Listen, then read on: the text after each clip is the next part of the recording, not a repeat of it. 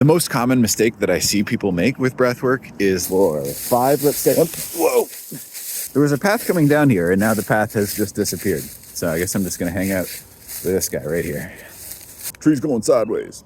The most common mistake that I see people make with breath work is that they force themselves where they want to be instead of just starting where they are. So don't do 2 to 1 right away, because breath ratio is the most important part of breath work, and it is nervous system hack number 1 of 100. Nervous system hacks. I'm gonna try and do 100 of these.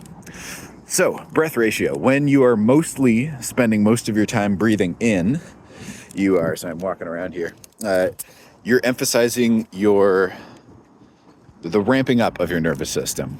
When you're spending more time breathing out than breathing in, you're emphasizing ramping down your nervous system.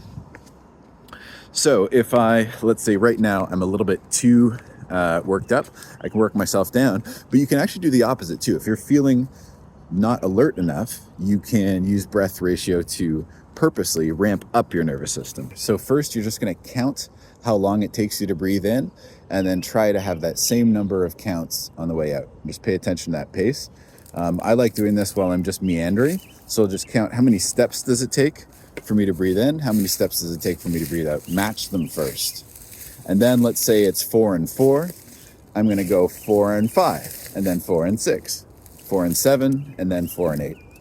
And all doing that at a pace that feels comfortable and kind of good. It shouldn't feel stressful. It shouldn't feel uncomfortable in your lungs. It should just feel nice and gentle. And you can do this again, I'll say it again, to ramp up your nervous system. So just now, I was sitting in my car, I was feeling like, I don't want to do this. I'm like, judging myself, right?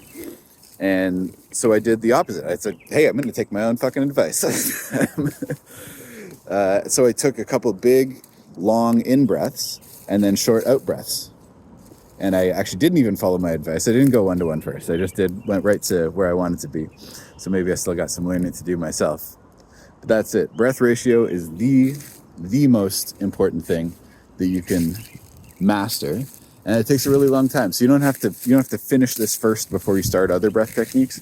But it's the most important understanding, I think, is that the more time you're spending breathing in, the more ramped up your nervous system is going to be. The more time you're spending breathing out, the more ramped down your nervous system is going to be.